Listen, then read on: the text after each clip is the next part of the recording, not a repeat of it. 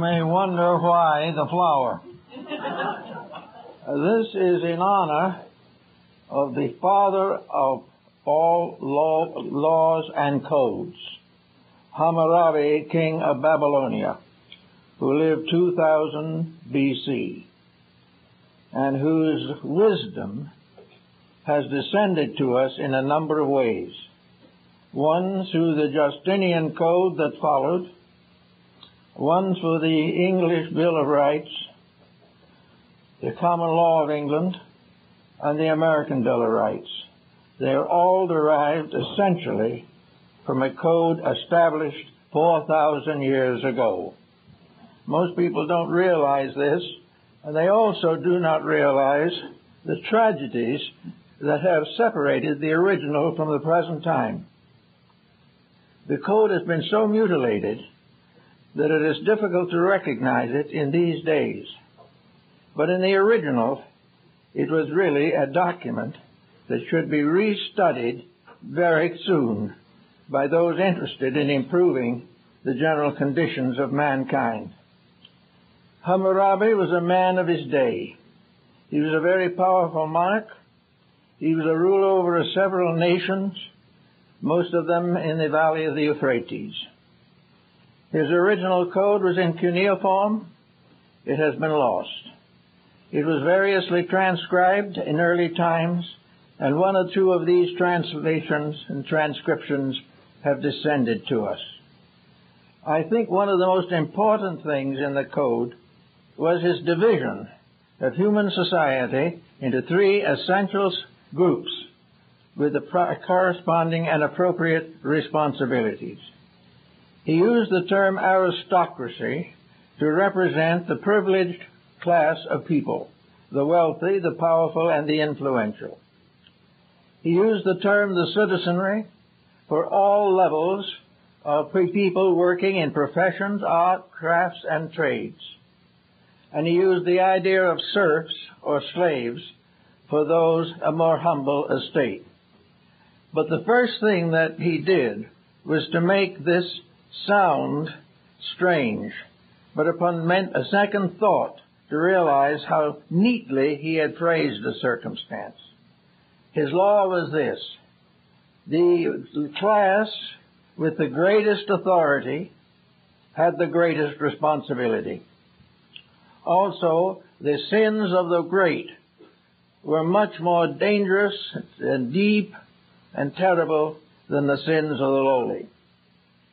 He said that the individual who had much, knew much, possessed much, had a greater duty to the state, to his God, and to his fellow man.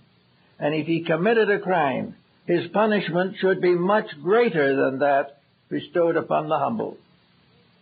In other words, every step upward is a step in burden or responsibility, greater need for maturity of thought, and absolute need for honesty. And the crimes of the great are far more dangerous to themselves and the world than the crimes of the humble. This was one of his first givens. This was his first classification as to where responsibility should be placed. The second group he declared to have inalienable rights. The Code of Hammurabi says that all three divisions of society have inalienable rights before God and man, and that these rights cannot be transgressed without danger to the social system to which they belong. Another point that was interesting is in his legal code was that in cases involving litigation, no lawyers were to be permitted in the court. Every person in litigation had to plead his own case in person. He might bring in witnesses to support him, documents if available, and both sides were permitted to have their say. But neither side was to be represented by learned counsel. Each one had to tell his story in his own words, for this was the only way that justice could be attained. If by any chance or circumstance the disputing parties were uncertain or unsettled, or the judgment seemed unfair, Hammurabi said there is one final court of appeal. That's me. Any person, bond or free, aristocrat or slave, who feel that they are improperly treated and cannot get redress in the common courts, can petition to come to me, and I will see them, no matter who they are. I will see the slave or the serf just as quickly as anyone else. And I will be accompanied by learned people who can cover areas of knowledge in which I might be deficient. Every effort will be made to see that justice is fair to all concerned, and all unfairness and ulterior motives are punishable by law. Now, this is putting it pretty straight.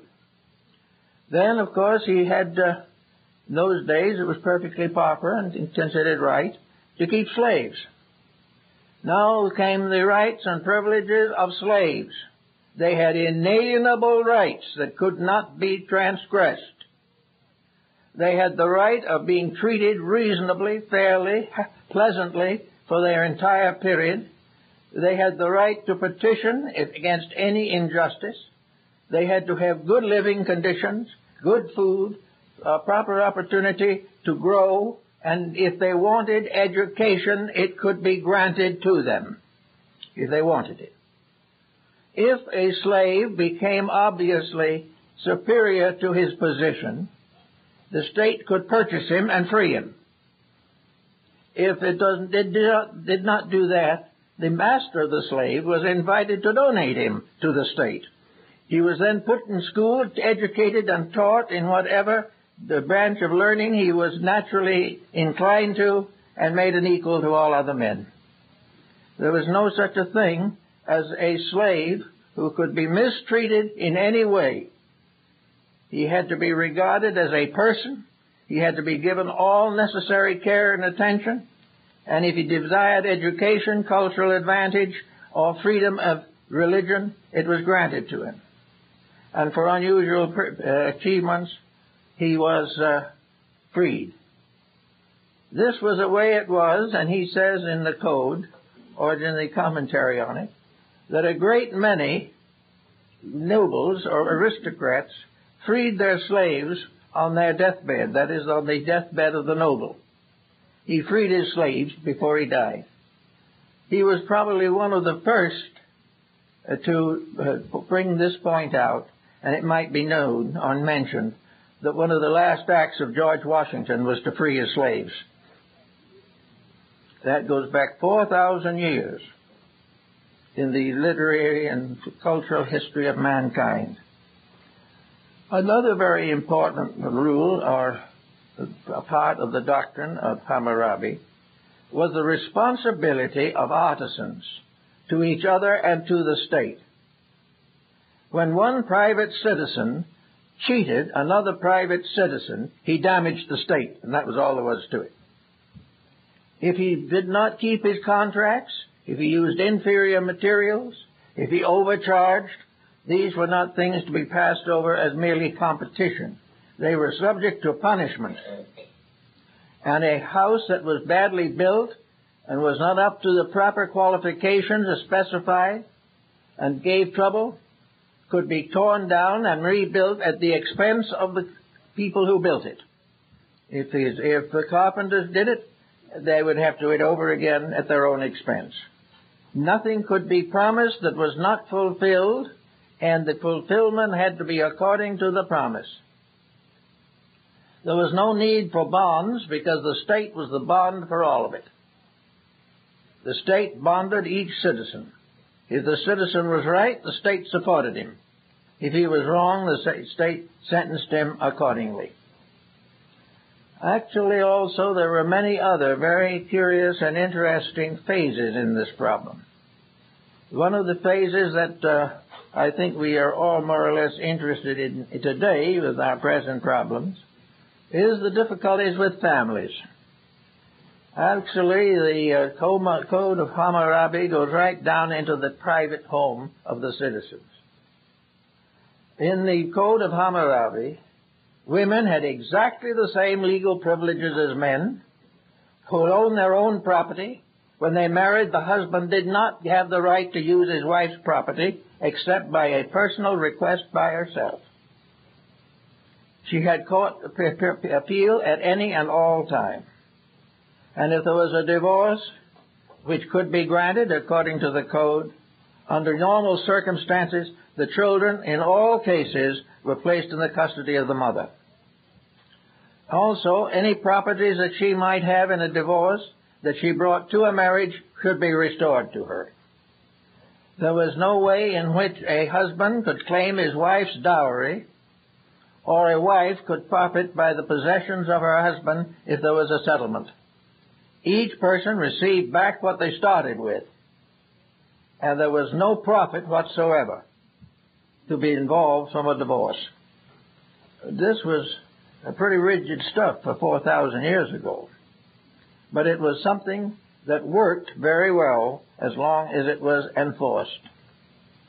Among those who came after it was Lycurgus of Sparta.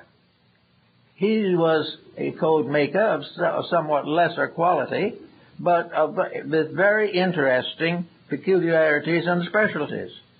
According to Lycurgus, the basis of citizenship was frugality. Debt was forbidden by law.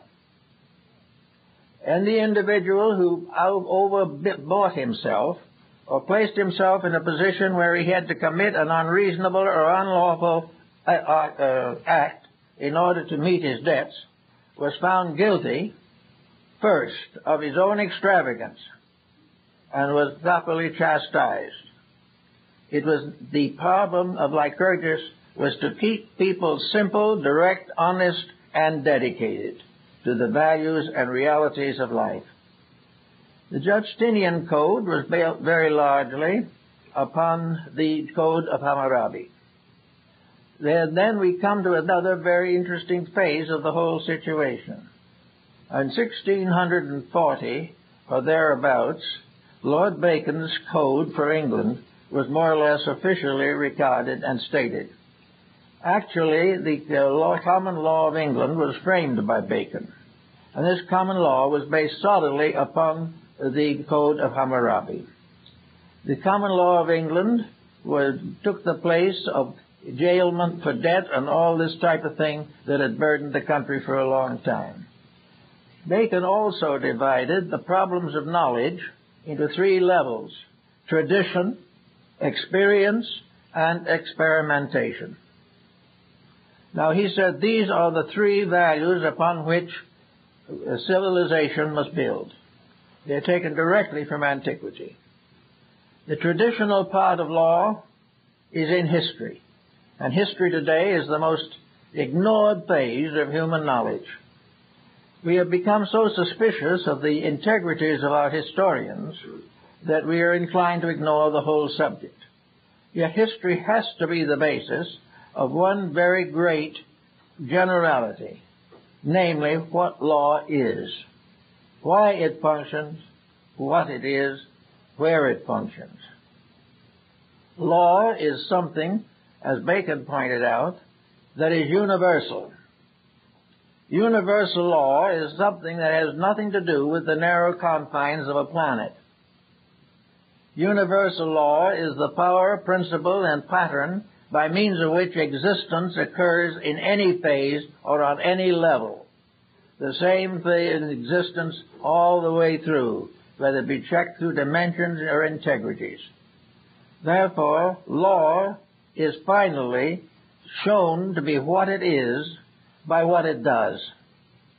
There is no escaping the consequences of action, and the law, therefore, is based upon the comparative consequences of various actions committed by sentient beings.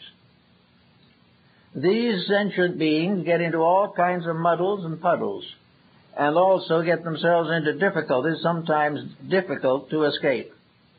But laws are there, and they say, as the cause So the consequence. As ye sow, so shall ye reap, is immutable. Now the universal laws are the basis of the maintenance of the galaxies, of the solar systems, of the planets, and of all the little birds and bugs that exist on our planet. Everything that exists under law. The Rosicrucians, following in some of these patterns, declared that there were three great textbooks of law by which we were to understand the values of life. And in the theological days, the first of these textbooks was considered to be religion. The second textbook was the planet and all the creatures that lived on it. And the third textbook was the human body. These are the basis of laws.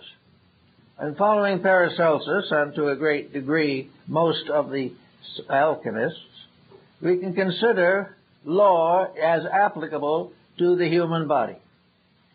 Now, if the human body got into a muddle, such as at present in political life, concerning the election of the next candidates for public office, if that happened in the body, it would die. If you put the body under pressure of conflict by competition of functions, you would end the body.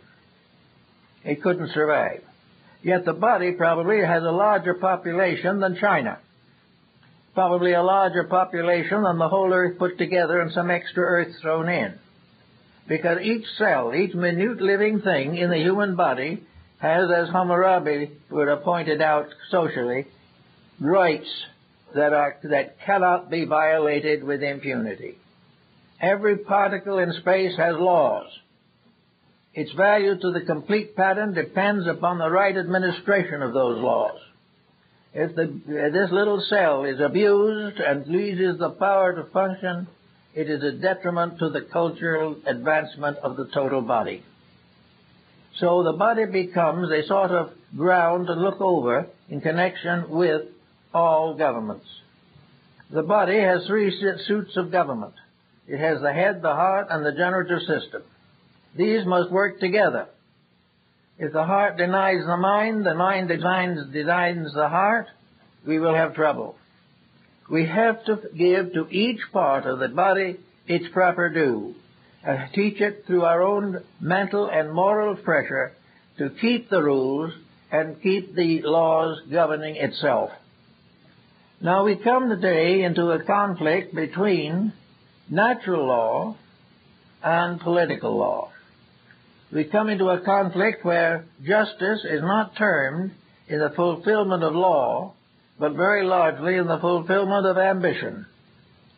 Justice is now constantly changing the rules to adapt them to an unlawful situation.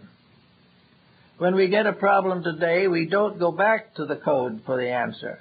We change the law of the moment to exonerate the person we wish to have win. This is a very serious mistake, because nature shows no favoritism of any kind, nor will it perpetuate any favoritism.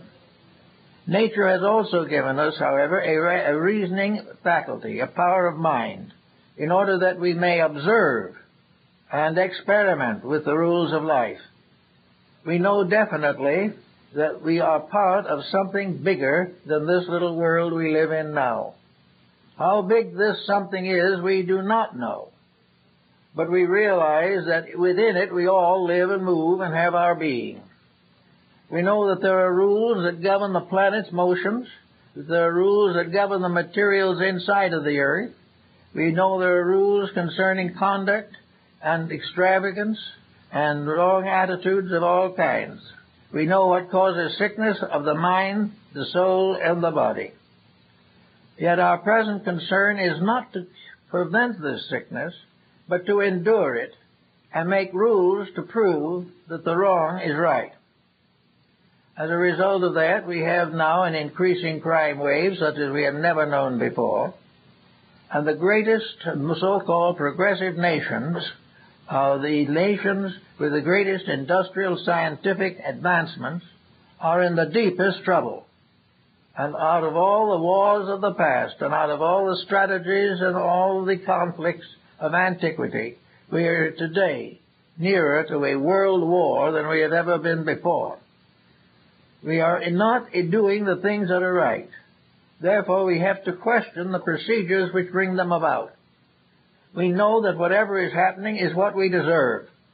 And it is rather painful to contemplate that we deserve what we deserve, but we do.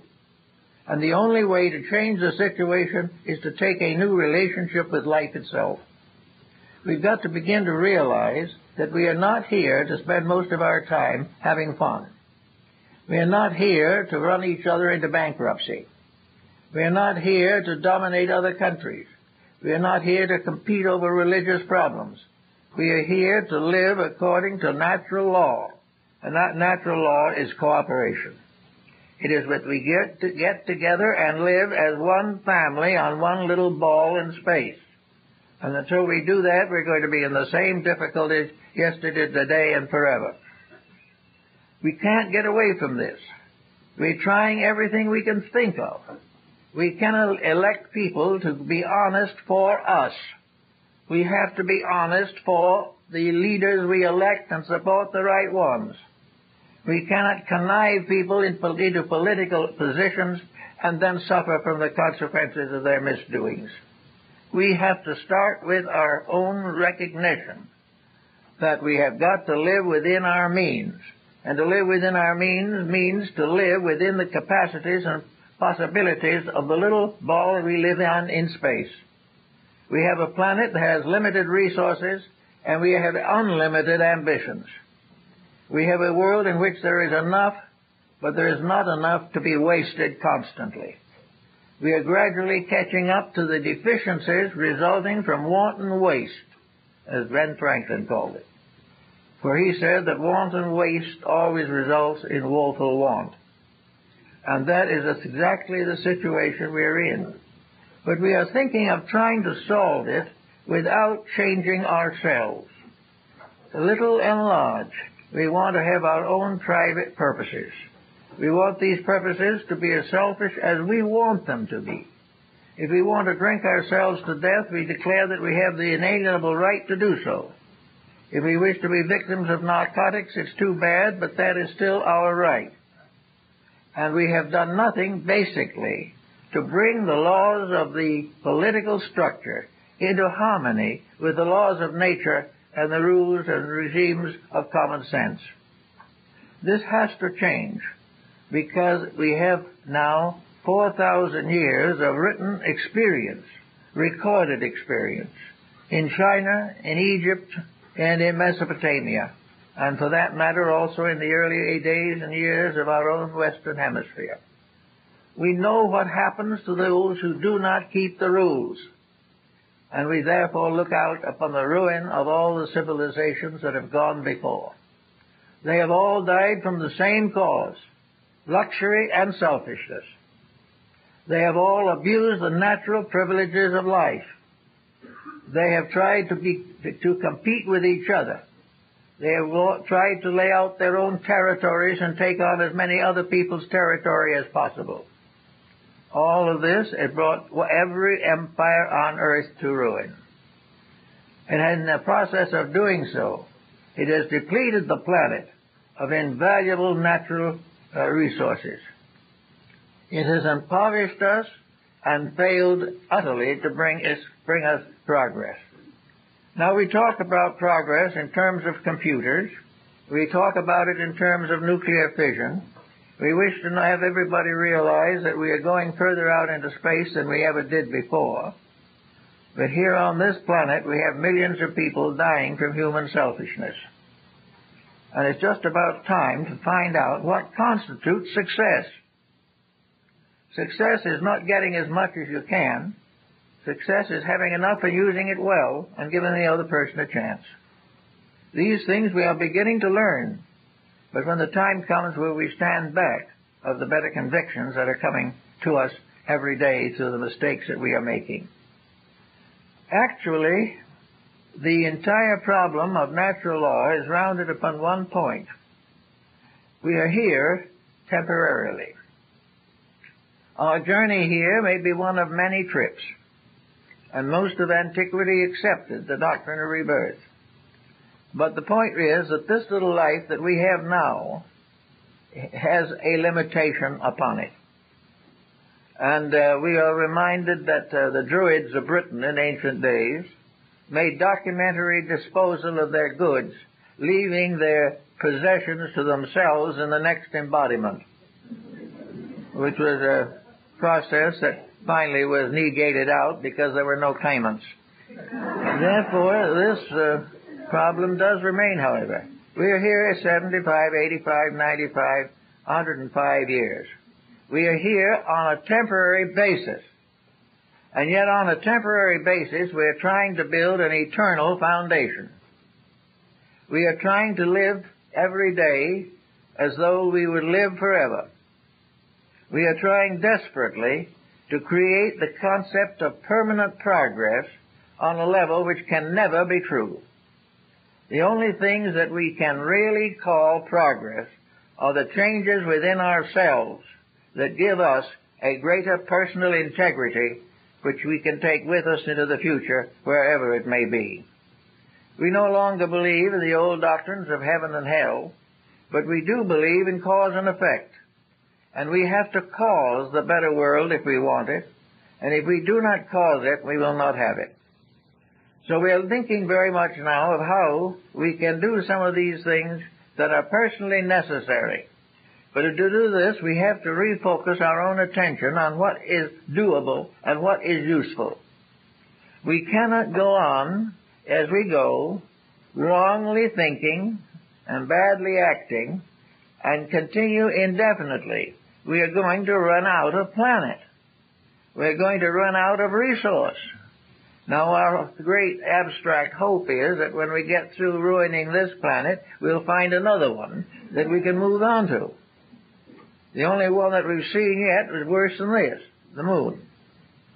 And we have no realization as to whether any of the others are habitable. We think they may be, but we're not sure. But right here, we have a planet that is ours to take care of. It is ours to protect. And it is something that is so useful and so valuable that we cannot afford to waste it. We all have generations to follow after us who must take up the bankruptcy which we leave behind. And this is not a pleasant thought when it comes to natural resources. There isn't a day that goes by that we are not mentioned as having become short in something. We are exploring now the polar caps to try to find some more petroleum or something of that kind. But this Earth is a bottle. It only has certain contents. And we have no proof that any of this material will revitalize or renew itself except wood. Wood can grow again. But otherwise, all the natural resources that we have, once they are gone, they are gone. Surely they might become available again if we give them the millions of years that were used to produce the ones we are now wasting. But for the most part, when this is empty, we are finished. Now, we've got to begin to think in these terms instead of more corporations, bigger business, more progress, all in material things. We are eternal divine beings locked into a materiality that we have created for ourselves. We would hate to assume, except for a few atheists, that we are nothing and go nowhere. But at the same time, we are in an environment which we have created. An environment in which we have gradually become guilty of wasting the resources of nature. We've got to do something about it, and we've got to put this high on the list of required improvements. There's no use trying to perpetuate a situation that has brought us only what we now have. We cannot allow the world to just drift towards oblivion because we are content to sit down 5 hours a day in front of the television show. Now, we are not doing anything with it. Education is also giving us a bad time. Education has been greatly admired, greatly talked about, and deified for years. But education's primary problem in the beginning was to keep us out of trouble, and now is to get us out of trouble. education must do something. Education cannot be that the highest award gives us a doctorate in some university. What we need now is an education that teaches us to take care of our planet and ourselves. The problem of practical education is that the young people of the world must be taught that they are responsible for the futures they are building. And they must be educated to build a better future than their parents built. Now, in some cases, the parents are perfectly good people. But the temptations and pressures of this generation have turned young people away from the essential points and values of life. We have very much need of having education that teaches the individual to live a better life than we are living today. Education should teach him why he should become temperate in his habits, that he should devote more time to the theories and principles of good citizenship, why he must become a good family person, where he must give proper attention to the close responsibilities that nature has bestowed upon him. Nature has made men and women to be fathers and mothers, and in that the nature has a plan. And if nature's plan is outraged, we have more trouble. The moment we do things badly, we suffer. And we are doing them so badly now that suffering is almost universal. So we have to start to educate people in responsibility and not opportunity. I remember an old barber I knew in New York who came over from the old country, and he came here because of the fact that America was the land of infinite opportunity. What he should have said, it is a land of infinite responsibility. Every enlargement of opportunity brings with it a corresponding increase in responsibility. And when that part is omitted, opportunity becomes a farce. It becomes something that can never be justified and never be right. So education has got to change. It has to change, and we have to help to make it change. And parents must look into these matters when they decide colleges or universities to which their children should go. Or these children themselves decide what kind of education they need. Everyone today needs an education that teaches him to be a square dealer. It needs an education that makes him know firmly and certainly that honesty is the best policy. He can't learn this from his associates. He can't learn it from society as it is today. But he can learn it when dishonesty comes down on his own head with tragic consequences. We have to get an idealism into our living. We have to realize that we are not here simply to fulfill ambitions or accumulate wealth. We are here by natural law, and the natural law says we are here to grow. We are here to become better human beings, more understanding, more enlightened, more dedicated. We are here to do things better. We are here to enrich the cultures of life. We are here to leave this world a better place than we found it. These things are not being emphasized. We are already finding case after case of public office being exploited. Well, Hammurabi had a real answer for that. And every individual who has greater privileges, greater opportunities, or greater means must share in a greater responsibilities. And that which might seem only a small mistake to some humble craftsman can be a matter of the greatest importance when it is traced to a person who is educated, affluent, and in positions of authority. We have to punish that most which has the greatest knowledge. Therefore, knowledge is a responsibility. Knowledge is something that has to be used or it will be abused. And if it is abused, it will destroy the very purpose of itself.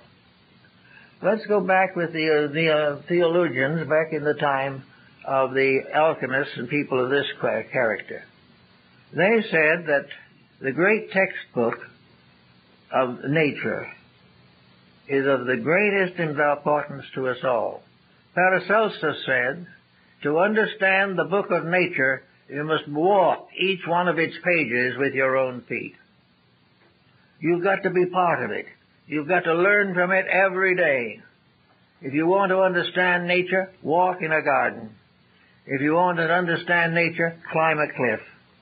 If you want to understand nature, look at the ocean, the sky, the motions of the planets, and realize that there is a supreme law governing all things, and that at the present time man has been mostly a violator of that law. He has ignored it and divided up the earth to his own convenience, and by dividing it has created separateness, and separateness has ended in endless warfare and confusion. Man has simply not understood. Why has he not understood? That is probably due to an innate streak of selfishness.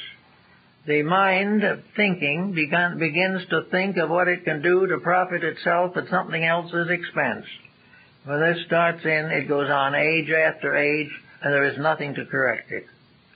We used to believe that religion was the answer to any of these problems. It probably was to a measure at the time of Hammurabi, because at that time religion was largely a means of advancing all forms of useful art and knowledge. All education was in the keeping of the priesthood. And war came, and pillage came, the old temples and the old priesthoods were dissipated. Nothing remained but inscriptions on ancient stones. Finally, the selfish and the ruthless inherited the earth. But in the ancient times, there were these things to think about, and they are still here to think about. And men like Ben Franklin thought about them. He knew the many of these principles because he was quite a scholar in his own right. He knew the penalty for abuse and waste. We are not aware of that. We know that a certain amount by our schooling, but we do not realize that schooling should teach us moral integrity. We are so afraid that instruction will make us religious. Now, most people say they don't mean it that way. They just don't want it to be theological. They don't want a theological system to dominate the country or the world. Well, we can agree with them theoretically. But if you consider theology and religion as identical, you're in a difficulty. Actually, the religion is not theological. Religion is ethical and moral. And a religion is simply man's ability to understand and accept the workings of the divine principle at the source of life. Man must recognize and honor the great laws of nature. He cannot escape the law of gravity, and he will have to accept it whether he likes it or not. All through nature are laws. These laws need understanding. And one of the things that we have to finally also discover is that these laws are not blind. These laws are not just simply mechanical conditions existing in space. That behind all of the phenomena of existence is a tremendous spiritual power, a power that is always right, and against which there can be no rebellion. The rebel must inevitably and eternally destroy himself. So having accepted finally that there are rules, and that these rules are real, we should begin to teach them.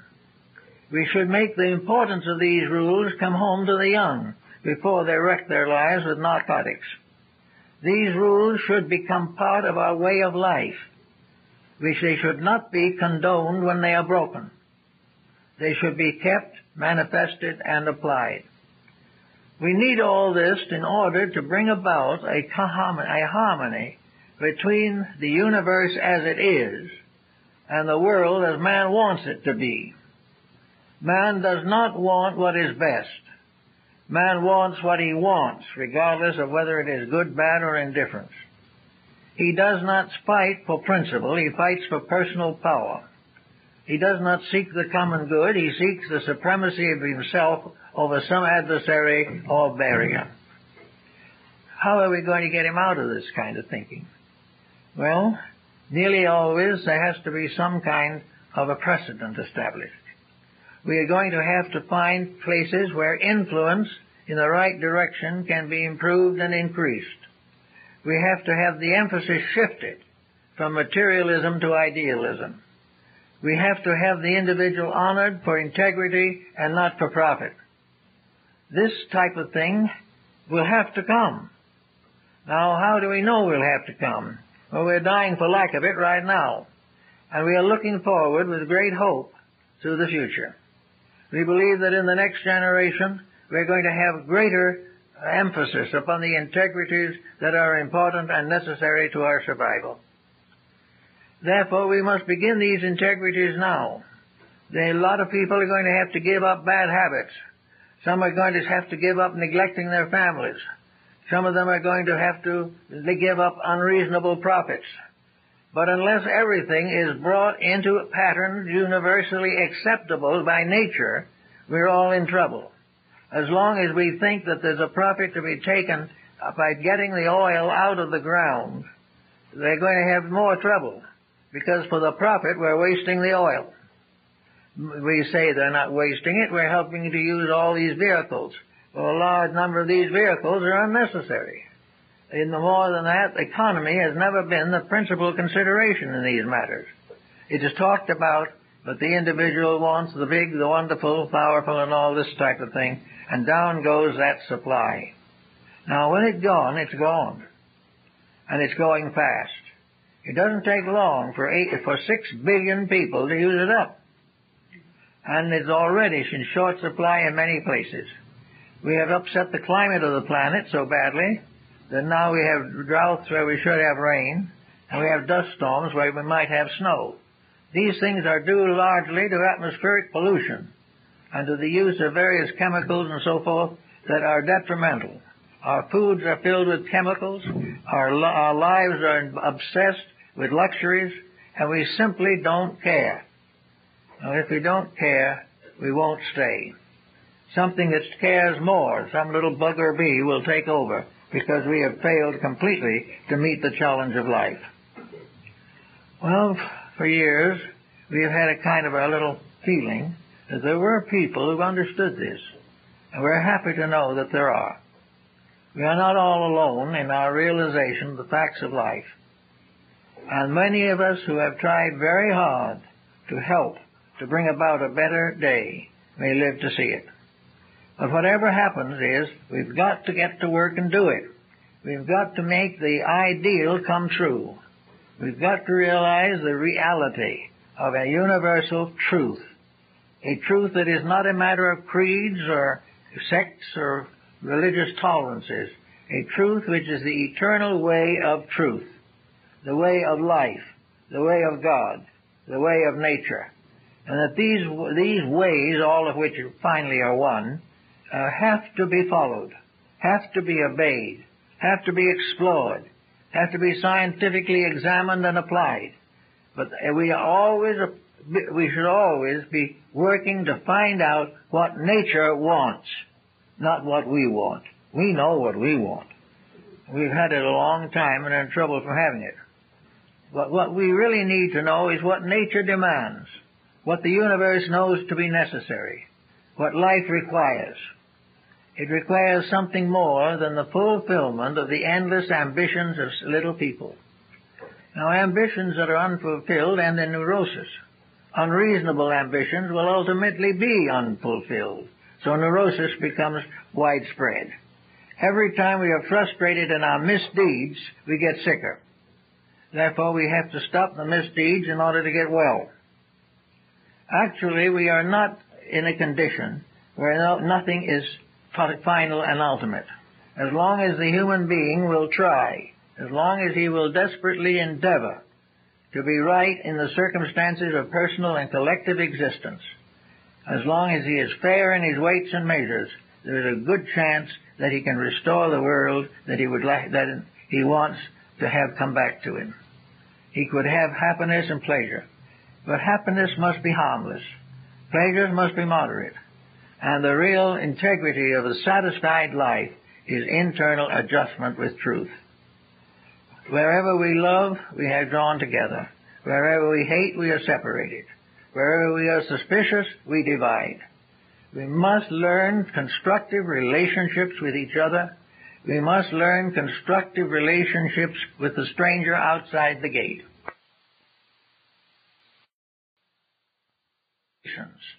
We must realize that none of the problems of nations will ever be solved by civil war. It is entirely wrong, and it is being supported and supplied for profit. These things must be changed. We are here not to find out how many different countries we can have. We are here to find out how soon we can have one happy world, a world of people working together for the final good of all that lives. These other things are simply arbitrary, artificial, and exist only to exploit the resources and life values of the person. The time has come to change this entire way of life and to do things as they should be done while there is still an opportunity to do so. So we go back again now to Mr. Bacon's code, because there's something there that's very interesting. That the purpose of science is to justify faith. Now this seems to be a direct borrowing from Plato. For Plato was the one who said that the end of wisdom is the perfection of faith. The individual who is truly wise believes in universal good, believes in a universal power of the source of life, believes that the good life is the way of freedom and happiness, and that those who live a good life here face the unknown future with a good hope. These things are part of the Baconian speculation.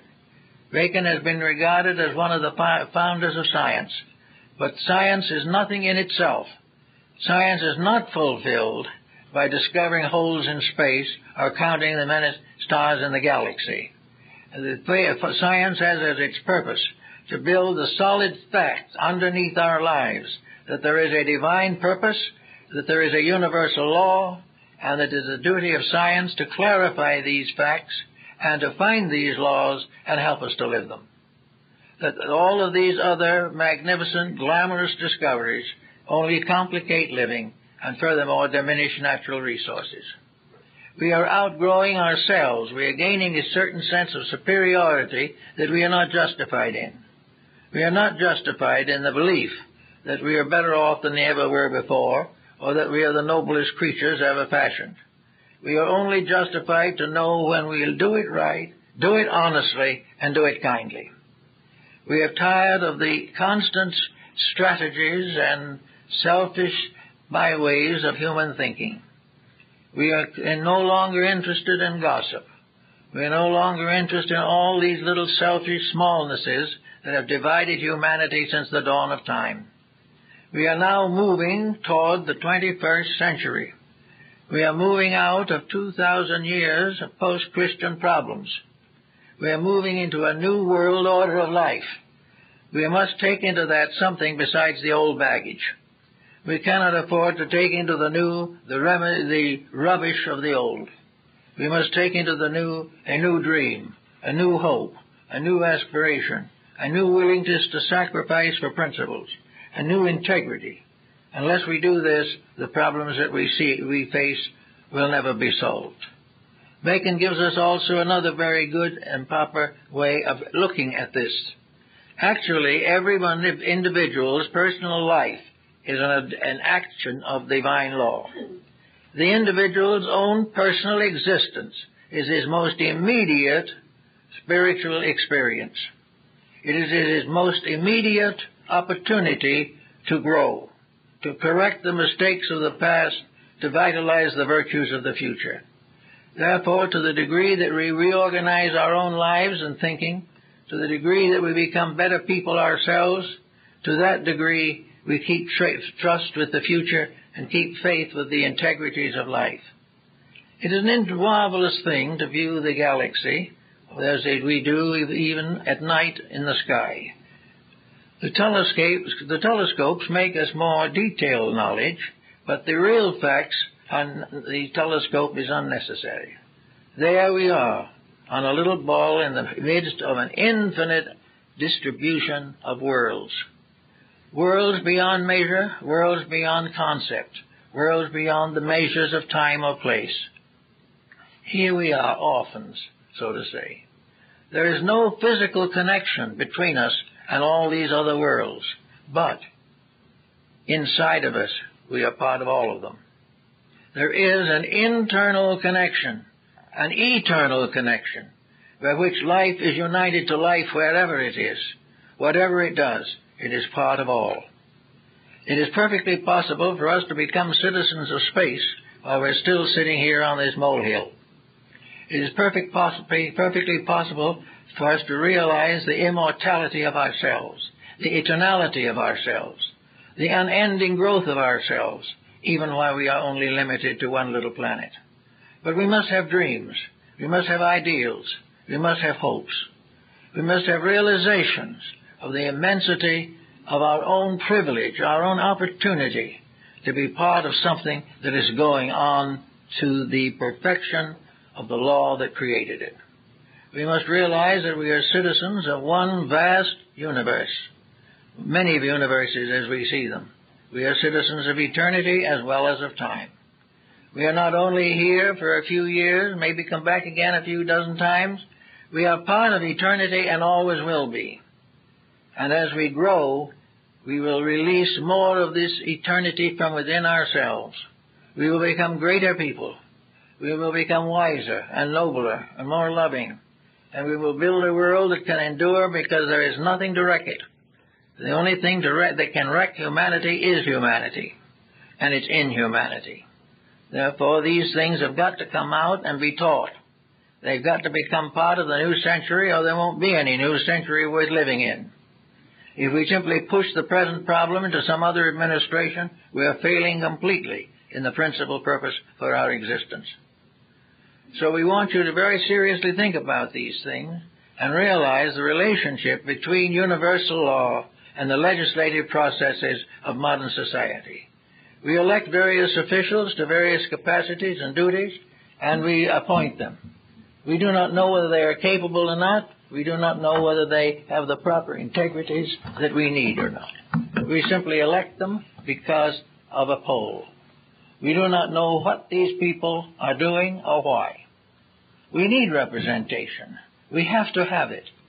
But we have to have some assurance that those whom we give power over us are worthy of that power. There is where Hammurabi's law comes in. The individual who becomes a governor of others must be above reproach. And if by any chance he is not above reproach, he must be punished far more seriously than the average individual. He must be made to realize that his opportunity to serve is his responsibility to integrity. And if this is not emphasized, if we continue to buy our way into various public offices, we will have the same problems forever. Therefore, even in now, while we probably can't change things that fast, it is very necessary for us to think more and more about what we need, and that it is more important than what we want, that it is important and necessary for us to build a future or there will not be one. The old Nordic myth of the great war and the war in heaven, the Armageddon, and of the Ragnarok, the twilight of the gods, was when perversion and disturbance and error dominated the world. The great confusion, the last great war was fought. And the last great war, in fact, in philosophy, is the battle between integrity and selfishness. It is the battle between the individual doing what he should do and the individual allowing things to be done that should not be done and performing such imperfect actions himself. So we need to have a real insight that the time is very, very near when we have got to make a serious study of ourselves. Now, such serious studies are far more important, it seems to me, than an effort to discover the native home of some clam or something of this nature, for which thousands of dollars will be allocated, millions of dollars to be allocated, to find some little fragment of knowledge that will make very little difference to us, maybe a slight difference to the clam involved. These great grants of money should be used primarily to find the difference between right and wrong, to find the difference between virtue and vice, and also to find the way to conserve resources rather than to enlarge profits. We've got to learn gradually to do things differently. One way is being forced upon us. At this particular moment, our traffic problem is practically impossible. We are now so congested that it takes sometimes hours to go a few blocks. It's getting worse. We're selling more cars every day, and there are no roads suitable for them. If we continue long enough, we'll have to require all of the surface of the earth to be changed into highways. This is not very practical, as there are a number of structures on some of these places. But there is something that has to be done.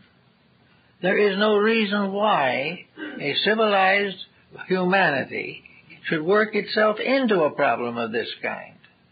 It should have been solved before it started, because anyone with a little thought knew what was coming. And we have other things just the same way. Everything is sacrificed because its change would interfere with business, would interfere with profits, would reduce sales. And this in turn would reduce employment. And this in turn would reduce income. And this in turn would reduce sales. And we go right back where we started from. These are childish facts. We have got to outgrow them. We've got to begin to think as mature people. As children, we can think as children think. We can play with the toys of children as children did. In the Greek legend of Dionysus was the little son of Zeus who was to be the savior of mankind, the messianic infant in the Greek mythology. And it liked to play. And there were grave, very difficult, wicked ogres out there in space. There were giants who wanted to destroy this child. So what did they do? They spread toys in front of it, all kinds of playthings that a little child would love. And they kept spreading these toys further and further away from the protection of the heavenly family. And finally, when they got this little child way out in the wilderness, then they killed it. Now this is what we are more or less doing today. We are the little child, and they're putting the toys in front of us. They're putting these toys where we can play with them. And we're so full of play and so full of fun that we follow these toys out of the light of truth into a darkness so terrible that it is fatal to us. And out there are the ogres, the giants, the evil forces of selfishness, superstition, and fear to destroy the little spiritual child. The Greek myth is very telling, very interesting, and very informing.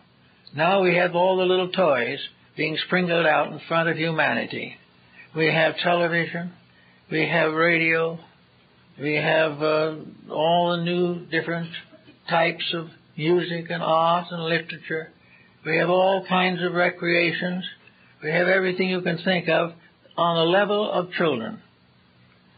Then we are being led little by little away from the solid values of life, out into the wilderness of hard rock and the like, until we get so far away that the ogres of selfishness, superstition, and fear can destroy us.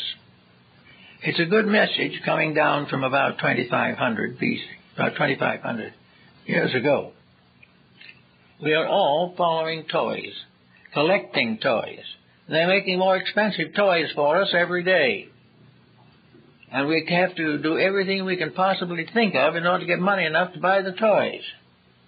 And little by little, to get the toys, we are sacrificing the solid values of life.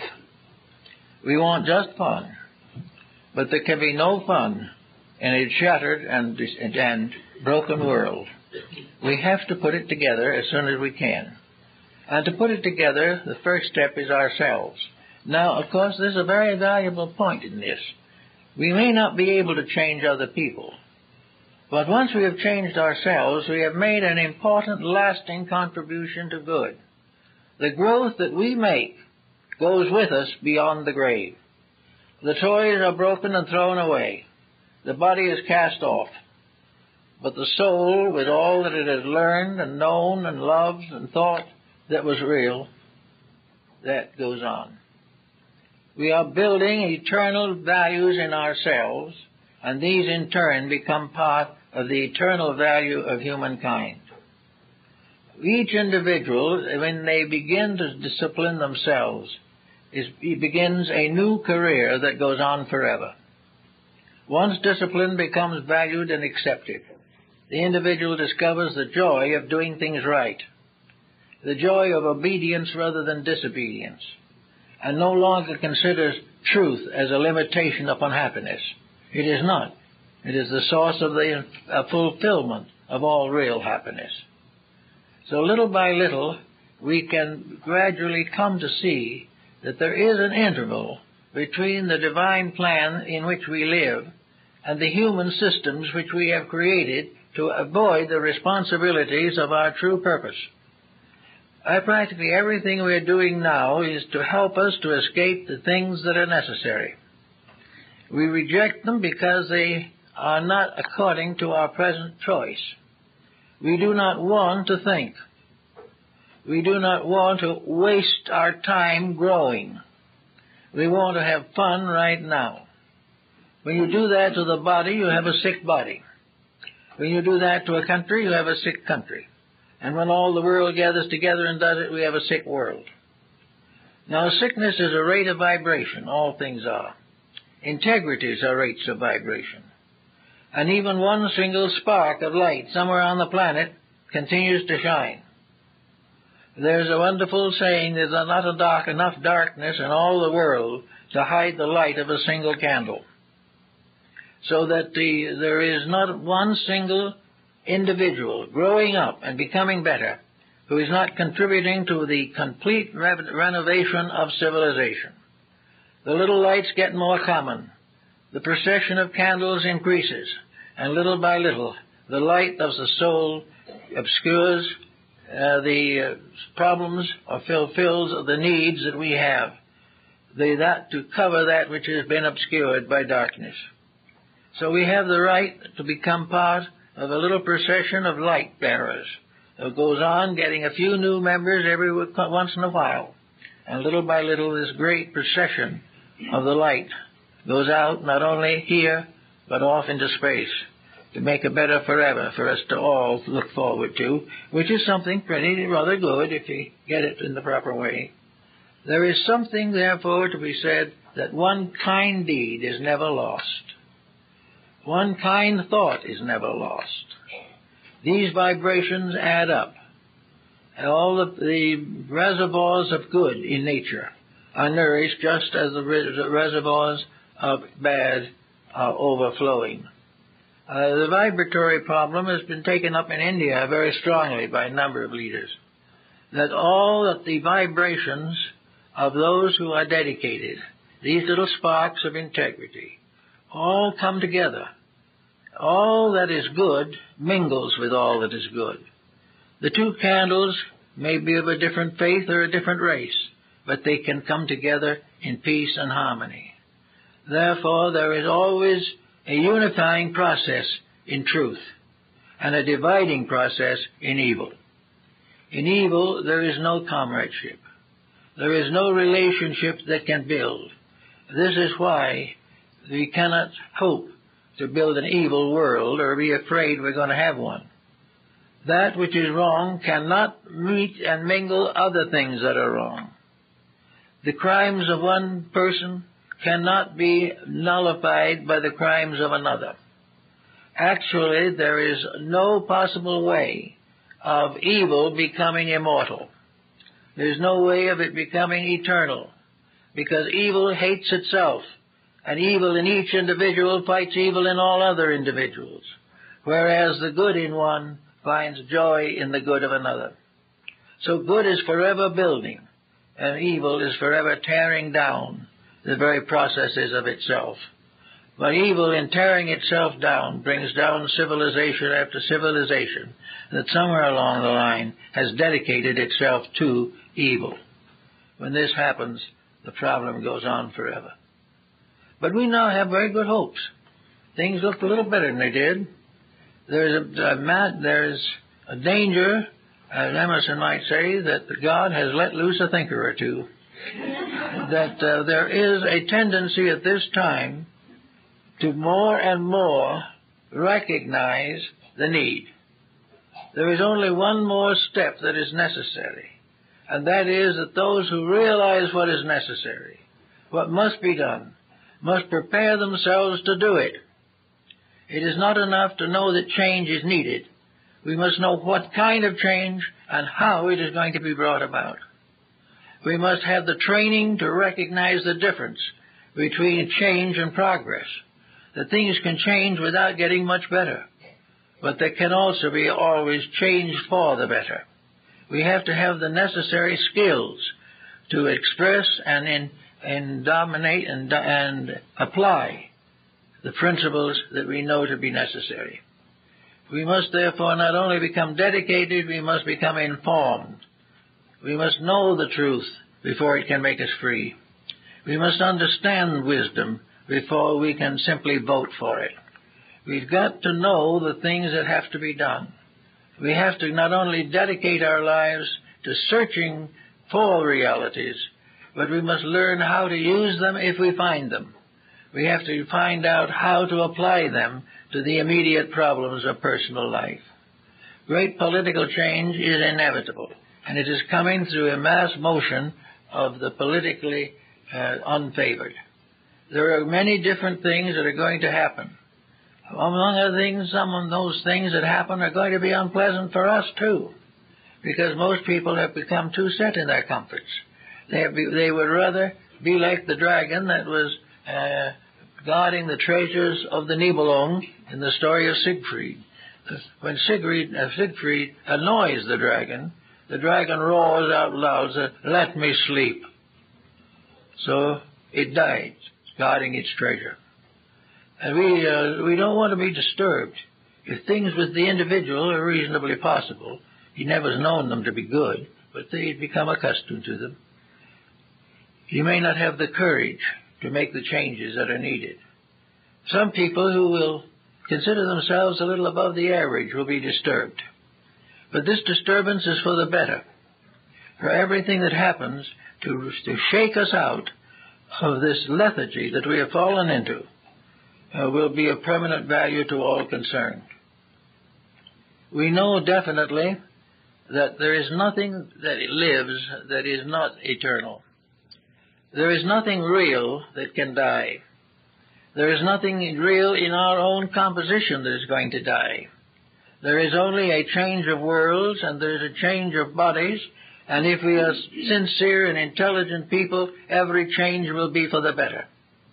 We are going to all be more than we have ever been before, and the things we need to do are better deeds than we have ever done. We just have to do them. We have to put a universal reality prominent in our thinking. We have to think in terms of this great plan and the great purposes for which we were intended, in order that we may help to make this plan come true in its due time. Therefore, I think Hammurabi's other code comes in a little bit into this, and that is that we are no longer going to be able to divide civilization into classes with arbitrary limitations. We are not going to be able to decide that this person is more privileged than another person. There are no privileges in nature. There are opportunities. But we have to make them privileges only by our own use of them. It is our privilege to have patience. It is our privilege to be kind. It is our privilege to be generous. And it is our privilege to carry the responsibilities of life with dignity and with quiet, with strength of spirit. We have privilege to do all kinds of things, if we are willing to take with those privileges the responsibilities which they involve. Unless we do take the responsibilities, the privileges can become a very heavy and dangerous burden upon the spirit. We must try in every way that we can to reach forward into the future, not because it makes things easier, but because it makes things better. And making things better is the secret of survival. It's no longer a case of where we can put this off for another generation or two. We're coming very close to a final decision. And as we look at the paper every day, discounting it somewhat, But as we study the reports that we get and eliminate the exaggerations, we find ourselves in the presence of a major human motion, a tremendous realization that things cannot continue as they are, and also a realization that if we allow them to continue as they are, they will get worse. This is a law of nature. This is a true philosophical Murphyism, if there ever was one. We are therefore contrived to do it better. We've got to start in to find ways to conserve natural resource, and most of all, educate our young for a world that we may not live to see. We've got to make sure that these young people have guidance spiritually, and morally, ethically, and physically. We must demand of our education that it make possible the production of an adult human being. It is not necessarily possible to produce enough accountants or computer operators to save civilization. We've got to have more individuals with their skills, but also with their principles. They've got to stand for what they believe, they've got to refuse to cooperate with corruption, and they've got to have faith in the integrities of life. We must have a solid religion that is non-theological, a religion based on the fact that deity stands for the infinite, the inevitable, and the ultimate good. By when we do this, we have a religion that any normal human being can use. All over the world now, where atheistic cultures have been built up, they have a resurgence of religious belief. More and more, religion is returning. As Napoleon pointed out, you can conquer people with an army, but you can only become a leader in peace with the help of religion. Therefore, we must have a realization that many people, millions of people, find they cannot live without spiritual consolation and strength. And regardless of the politics under which they function, they are returning to the solid foundations of the belief in God and hope in God's infinite mercy. Then there is no reason why, under a tree system such as ours, that we should make it impossible for our young people to recognize religion as an essential part of education. It is just as important as reading, writing, and arithmetic. It is just important that the individual have ideals as it is that he can work algebra. In fact, it is more important. And it is much more important for a university graduate to graduate with a solid foundation of idealism than in any art or science in which he may major. These things have to become part of our way of life, and they're coming. We have a large upsurge of belief in faith at this time. Not here alone, but everywhere in the world. Old churches, temples, mosques, and pagodas that were closed are open again. Because humanity in its need must have God, must have faith, must have inner security, which no amount of physical or political assurance can bestow. That we have to depend upon something within ourselves to survive stress, and that survival is very largely vested in our hope that we are part of a plan ruled over by divine wisdom and an infinite love that can take care of all the problems with which we are faced. So we have now, I think, one decision we have to make in our own lives, and that is whether we are going to return to copy our way of life from nature, or whether we're going to allow it to be engineered for us by various intellectual groups that have never succeeded in solving a problem. It is time to go back and study the birds and the bees. It is time for us to go back and look at the sunsets. And it is time for us to regain that quiet faith that comes from those who realize that we live in a universe of ultimate and infinite love, and that it's only our own selfishness that makes things look so bad. I think we will find gradually that the return to nature, nature's laws, nature's will, can rescue us from the involved political chicanery of those who are trying to work their way out of a problem by creating a new one. This we can do. We will have to go along for a while without making too much change, or we may get into too much trouble. But for the most part, down inside, we've got to keep in mind forever that we have to grow, that we are growing, that we will grow, and with our growth comes the solution of problems and the perpetuation of this beautiful planet on which we live and which we have more or less only abused for thousands of years. We've got to learn to love the planet and as well as the people on it.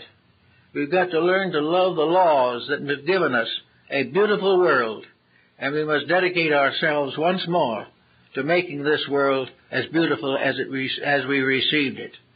We received a garden, and we cannot end with a dump yard.